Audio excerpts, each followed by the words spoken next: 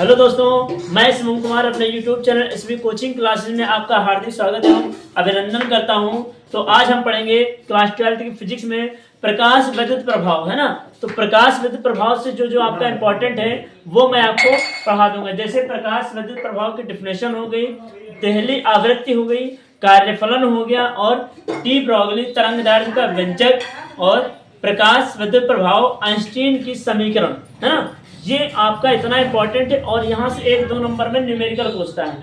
तो इतना जो जो इंपॉर्टेंट है आज की इस वीडियो में हम कवर करते हैं और आपके एग्जाम में जो मैं पढ़ाता हूँ उसको आप अच्छे से पढ़िए ताकि एग्जाम में आप आने वाले एग्जाम में 2025 बोर्ड एग्जाम में अच्छे नंबर आप प्राप्त कर सके, है ना। तो चलिए बिना देर करते हुए शुरू करते हैं और देखते हैं, समझते हैं कि प्रकाश विद्युत प्रभाव क्या होता है ना। तो इसका नाम ही है प्रकाश विद्युत प्रभाव। मैंने लिख भी रखा है चैप्टर आपका, प्रकाश विद्युत प्रभाव होता है, फोटो इलेक्ट्रिक इफेक्ट होता है ना। ये आपका हो जाएगा प्रकाश विद्युत प्रभाव, ठीक है। तो चलिए मैंने डिफिनेशन लिख रखा है कि प्रकाश किरणों के कारण धातु से इलेक्ट्रॉन उत्सर्जन की घटना प्रकाश विद्युत प्रभाव कहलाती है, ठीक है।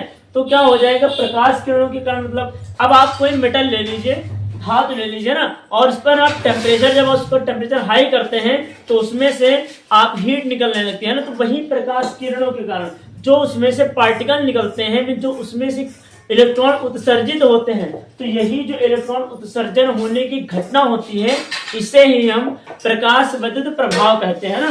तो ये आपका प्रकाश विद्युत प्रभाव हो जाएगा। और इनसे जो इलेक्ट्रॉन उत्सर्जित होते हैं उन्हें उत्सर्जित इलेक्ट्रॉन या प्रकाश इलेक्ट्रॉन कहते हैं, और इनमें जो धारा प्रवाहित होती है उसे हम प्रकाश विद्युत धारा कहते हैं। तो मैंने वही लिख रखा है, देखिए, प्रकाश किरणों के कारण धातु से इलेक्ट्रॉन उत्सर्जन की घटना प्रकाश विद्युत प्रभाव कहलाती है, और इनसे उत्सर्जित इलेक्ट्रॉनों को प्रकाश इलेक्ट्रॉन कहते हैं या उत्सर्जन इलेक्ट्रॉन कहते हैं, और जो धारा प्रवाहित होती है उसे प्रकाश विद्युत धारा कहते हैं ना। तो उम्मीद करते हैं कि आपको प्रकाश विद्युत प्रभाव समझ में आया होगा, है ना। तो चलिए अब हम आगे आपको बता देते हैं देहली आवृत्ति क्या होती है। तो चलिए देहली आवृत्ति को भी समझ लेते हैं। तो देहली आवृत्ति क्या है? किसी प्रकाश की वह न्यूनतम आवृत्ति जिससे किसी धातु से इलेक्ट्रॉन उत्सर्जित हो सके। आवृत्ति क्या होती है? आवृत्ति मैंने आपको बता रखा कि 1 सेकंड में चली गई दूरी आवृत्ति कहलाती है ना, फ्रीक्वेंसी कहलाती है। तो वही कह रहा है कि किसी प्रकाश की वह न्यूनतम आवृत्ति, मतलब कम से कम समय में जो इलेक्ट्रॉन उत्सर्जित होते हैं उसे हम क्या कहते हैं? देहली आवृत्ति कहते हैं। मैंने लिखा है किसी प्रकाश की वह न्यूनतम आवृत्ति जिससे किसी धातु से इलेक्ट्रॉनों का उत्सर्जन हो सके या किसी धातु से इलेक्ट्रॉन उत्सर्जित हो सके उसे हम देहली आवृत्ति कहते हैं, या उस धातु की देहली आवृत्ति कहलाती है, ठीक है। फिर क्या है? इसे न्यू नॉट से प्रदर्शित करते हैं। ये न्यू है, इसे न्यू नॉट से प्रदर्शित करते हैं, और फार्मूला क्या होता है? न्यू नॉट बराबर W/H होता है ना। ये आपको पढ़ लेना है, 1 नंबर में 2 नंबर में पूछ लेता है कि देहली आवृत्ति से आप क्या समझते हैं या कार्यफलन से आप क्या समझते हैं, ठीक है। प्रकाश विद्युत प्रभाव से आप क्या समझते हैं, इसीलिए मैंने आपको बता दिया, ठीक है। फिर अगली हमारी डिफिनेशन है कार्यफलन। कार्यफलन क्या होती है? तो चलिए कार्यफलन को भी देख लेते हैं। तो वह न्यूनतम ऊर्जा जो किसी पृष्ठ से प्रकाश इलेक्ट्रॉनों का उत्सर्जन कर सके। अब देखिए वहां न्यूनतम आवृत्ति थी और यहाँ न्यूनतम ऊर्जा है, मतलब कम टेम्परेचर में, है ना। जितना कम हो सके, मतलब कम से कम टेम्परेचर में इलेक्ट्रॉनों का उत्सर्जन हो सके। और पृष्ठ से वह न्यूनतम ऊर्जा जो किसी पृष्ठ से, है ना, एलिमेंट है, एलिमेंट की जो लेयर होती है, धातु है मेटल, तो मेटल की जो लेयर होती है वहां से पृष्ठ से, वहां से इलेक्ट्रॉनों का उत्सर्जन, वही लिखा है प्रकाश इलेक्ट्रॉनों का उत्सर्जन कर सके उसे हम क्या कहते हैं? कार्यफलन कहते हैं। अब कार्य का नाम आया तो जाहिर सी बात है W बराबर क्या हो जाएगा? W बराबर हो जाएगा H न्यू नॉट, ठीक है। तो वह न्यूनतम ऊर्जा जो किसी पृष्ठ से प्रकाश इलेक्ट्रॉनों का उत्सर्जन कर सके कार्यफलन कहलाता है, इसे W से प्रदर्शित करते हैं, है ना। ये आपका हो जाएगा, ठीक है। तो उम्मीद करते हैं कि आपको ये तीनों डिफिनेशन समझ में आई होंगी, है ना। तो आपको डिफिनेशन समझ में आई है तो आप इनका स्क्रीनशॉट ले लीजिए। फिर हम आगे आपको देहली तरंगदैर्घ्य बता देते हैं और उससे संबंधित डी ब्रोगली तरंगदैर्घ्य का व्यंजक बता देते हैं, ठीक है, और कुछ न्यूमेरिकल बता देते हैं, फिर आइंस्टीन की समीकरण, है ना। तो आप इसका स्क्रीनशॉट ले लीजिए, ठीक।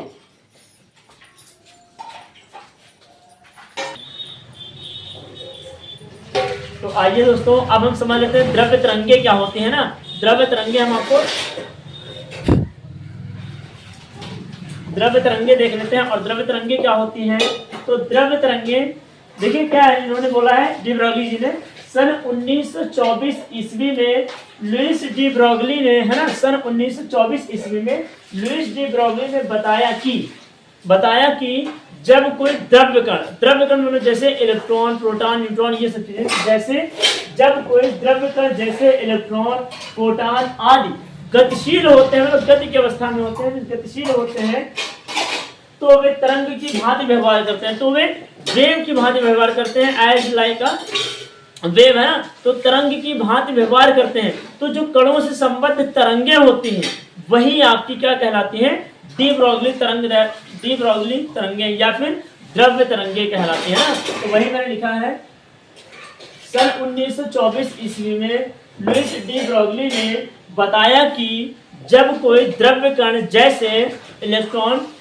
प्रोटॉन आदि तरंग गतिशील होती हैं तो वे तरंगों की भांति व्यवहार करने लगती हैं और कणों से संबद्ध तरंगे द्रव्य तरंगे या डी ब्रोगली तरंगे कहलाती हैं ना। तो ये आपका था द्रव्य तरंगे। अब हम देख लेते हैं जो आपके एक नंबर में है, फोटॉन का गतिज द्रव्यमान क्या होता है या विराम द्रव्यमान क्या होता है। तो सीधे से कुछ नहीं करना, विराम द्रव्यमान है तो फोटॉन का वह द्रव्यमान, है ना, फोटॉन का वह द्रव्यमान जो उसकी विरामावस्था में होता है। तो फोटॉन का वह द्रव्यमान जो उसकी विरामावस्था में होता है, फोटॉन का विराम द्रव्यमान कहलाता है। और इसी तरह फोटॉन का गतिज द्रव्यमान क्या होता है, तो फोटॉन का वह द्रव्यमान जो उसकी गति की अवस्था में होता है उसे हम फोटॉन का गतिज द्रव्यमान कहते हैं ना। तो ये आपका हो गया द्रव्य तरंगे, फोटॉन का विराम द्रव्यमान और फोटॉन का गतिज द्रव्यमान, है ना। तो आप इसका स्क्रीनशॉट ले लीजिए, फिर हम आपको डी ब्रोगली तरंगदैर्ध्य के लिए व्यंजक करा देते हैं ना, जो कि आपके एग्जाम के लिए इंपॉर्टेंट है। तो आप इसका स्क्रीनशॉट ले लीजिए, फिर हम उसको कराते हैं, ठीक है।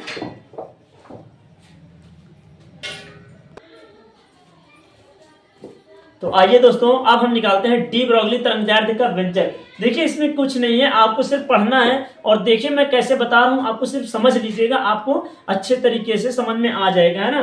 तो सबसे पहले आपने क्लास 9th में पढ़ा होगा अल्बर्ट आइंस्टीन जी को, या ऊर्जा संबंधी समीकरण पढ़ा होगा E बराबर mc², है ना। तो वहीं से हम निकालेंगे। तो यहाँ सबसे पहले लिखेंगे डी ब्रोगली तरंगदैर्ध्य के व्यंजक में लिखेंगे आइंस्टीन के सिद्धांत के अनुसार, आइंस्टीन के सिद्धांत के अनुसार क्या होता है, E बराबर mc²। इसको मान लीजिए समीकरण 1, है ना। देखिए अभी मैंने आपको आइंस्टीन संबंधी समीकरण नहीं बताई है, तो अभी नेक्स्ट वीडियो में जब बताएंगे तो आप देख लीजिएगा, है ना। तो E बराबर mc² समीकरण 1 हो जाएगा। और उसके बाद आप क्या लिखेंगे, और ये किसके बराबर होता है, इसको लिखेंगे प्लांक के क्वांटम सिद्धांत के आधार पर, प्लांक के क्वांटम सिद्धांत के आधार पर, है ना, आधार पर। क्योंकि हमें ई से कंपैरिजन कराना है, तो जब ई ऊर्जा निकालेंगे तभी तो वहां रखेंगे। तो ई बराबर हमारा होता है एच न्यू, ठीक है। ए आपका ये ई बराबर एच न्यू होता है, जो एच आपका प्लांक नियतांक होता है, ठीक है। और न्यू तो आपको पता ही होगा, मैंने बता रखा है। तो ई बराबर एच न्यू हो जाएगा। समीकरण इसको मान लीजिए 2, है ना। अब देखिए ई का मान हमें पता चल गया है, तो जहां ई है वहां पर क्या लिख देंगे, एच न्यू। तो लिखेंगे समीकरण 1 व 2 को हल करने पर, है ना, को हल करने पर, ठीक है। तो ये हमारा अगर आप रखना चाहें, वरना यहाँ से आप लिख सकते हैं जो आपका है, तो मीन्स ये जो आपका न्यू होता है, न्यू बराबर c/λ होता है। और ये कहाँ से आया है, ये आपका देहली आवृत्ति से आया, सॉरी देहली आवृत्ति से आया, ठीक है। ये आपका न्यू बराबर क्या हो जाएगा, c/λ। तो जहां आपका E बराबर है, E बराबर h, और जहां पर न्यू है वहां पर क्या हो जाएगा, c/λ हो जाएगा, ठीक है। अब इसका मान उठा के आप यहाँ रख दीजिए। तो आप समीकरण 2 इसको मान लीजिए, है ना, इसको। तो समीकरण 1 और 2 को हल कर लेंगे, तो ये उसमें उठा के रख देंगे। तो यहाँ क्या हो जाएगा, ये हो जाएगा hc/λ बराबर क्या हो जाएगा mc², है ना। सी से सी कैंसिल हो जाएगा, तो वहां क्या बचेगा, वहां आपको बचेगा h अपॉन लैम्डा बराबर यहाँ क्या बचेगा m c। तो आपको लैम्डा का मान निकालना है ना, हम यहाँ से लिखे देने, तो लैम्डा बराबर क्या हो जाएगा, h को वही रखिए, h हो जाएगा m c नीचे आ जाएगा, लैम्डा वहां हो जाएगा, तो h बराबर लैम्डा बराबर क्या हो जाएगा h अपॉन m c, है ना। अब यहाँ से फोटॉन का संवेग लगा दीजिए, तो लिखेंगे फोटॉन के संवेग, लैम्डा बराबर है, तो लिखेंगे फोटॉन के संवेग, है ना, फोटॉन का संवेग, है ना। तो फोटॉन का संवेग बराबर क्या होता है, फोटॉन का संवेग बराबर होता है P बराबर mc। तो जहां mc लिखा है वहां पर हम क्या लिख देंगे P, तो ये हो जाएगा लैम्डा बराबर h अपॉन P। और P फार्मूला क्या होता है, संवेग हमने क्लास 9 में पढ़ा होगा, संवेग मतलब P बराबर m इंटू v होता है ना। तो जहां पर P है वहां पर हम क्या लिख देंगे, लिखेंगे संवेग बराबर संवेग P बराबर mv। तो वो यहां पर mv रख दीजिए, तो क्या हो जाएगा लैम्डा बराबर h अपॉन mv, है ना। ये आपका हो जाएगा डी ब्रॉगली तरंगदैर्ध्य व्यंजक। तो लिखेंगे डी ब्रॉगली, ये डी है, डी ब्रॉगली तरंगदैर्ध्य, डी ब्रॉगली तरंगदैर्ध्य का व्यंजक है ना, डी ब्रॉगली तरंगदैर्ध्य का व्यंजक है, ठीक है। तो इसमें देखिए कुछ नहीं करना था, सिर्फ नॉर्मल से ही आपकी डी ब्रॉगली तरंगदैर्ध्य व्यंजक थी। मैंने क्या किया है, आइंस्टीन का समीकरण उठा लिया है, E बराबर mc स्क्वायर, और मैंने प्लांक का क्वांटम सिद्धांत लगाया E बराबर h न्यू। जहां पर न्यू है वहां पर मैंने क्या किया, c अपॉन लैम्डा रख दिया है, तो c से c कैंसिल हो जाएगा। देखिए यहाँ पर ये हो जाएगा एच सी अपॉन लैम्डा, यहाँ इसकी जगह मैंने रखा, इसकी जगह ये हो जाएगा, और एम सी स्क्वायर सी से सी कैंसिल हो गया। हमें लैम्डा निकालना था, लैम्डा मैंने वहां ले लिया, तो लैम्डा जब यहाँ जाएगा तो एम सी यहाँ जाएगा, तो एच अपॉन क्या हो जाएगा एम सी, है ना। लैम्डा बराबर एच अपॉन एम सी क्या होता है, फोटॉन का संवेग लगा दीजिए, तो पी बराबर क्या हो जाएगा एम सी, जहां पर एम सी वहां पर मैंने क्या रख दिया पी। अब पी फार्मूला क्या होता है, पी मींस होता है मोमेंटम मींस संवेग, पी बराबर एम इंटू वी, जहां पी था मैंने एम वी रख दिया, तो लैम्डा बराबर एच अपॉन एम वी, जो आपकी आई वो डी ब्रॉगली तरंगदैर्ध्य का व्यंजक है ना। तो उम्मीद करते हैं कि ये आपको समझ में आई होगी। एक न्यूमेरिकल भी हम आपको बता देते हैं, आप इसका स्क्रीनशॉट ले लीजिए, फिर हम आपको इसी पर एक न्यूमेरिकल बता देते हैं जो आपके एग्जाम में 2 नंबर में आता है, ठीक है।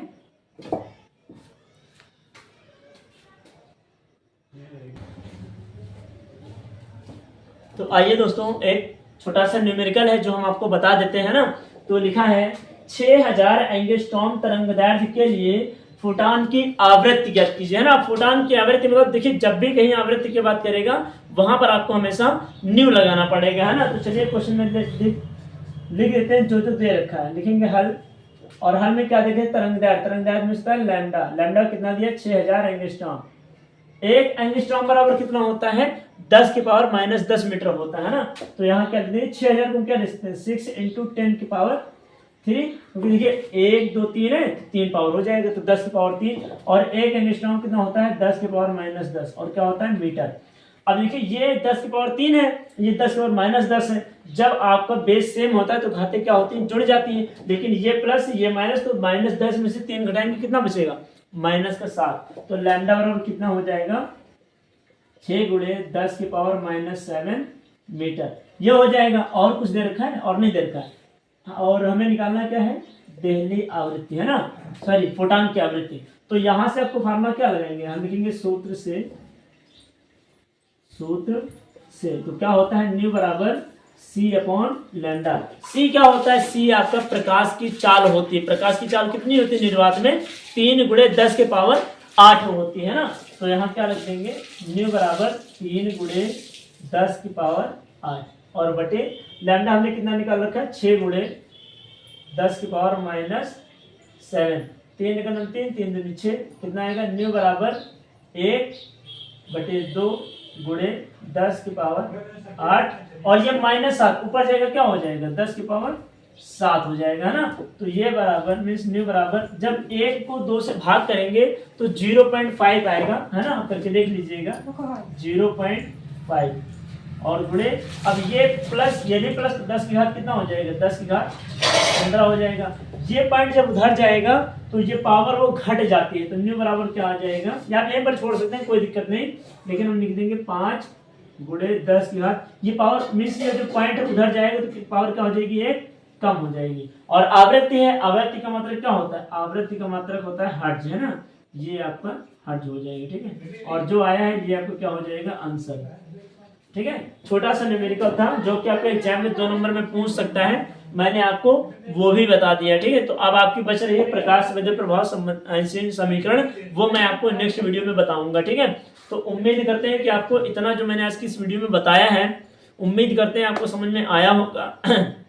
और अगर आपको समझाने का तरीका समझ में आ रहा है ना, जो मैं पढ़ा रहा हूँ वो समझ में आ रहा है, तो आप इस वीडियो को और इस चैनल को ज़्यादा से ज़्यादा लोगों तक लाइक करिए, शेयर करिए और सब्सक्राइब करिए। तो मिलते हैं नेक्स्ट वीडियो में।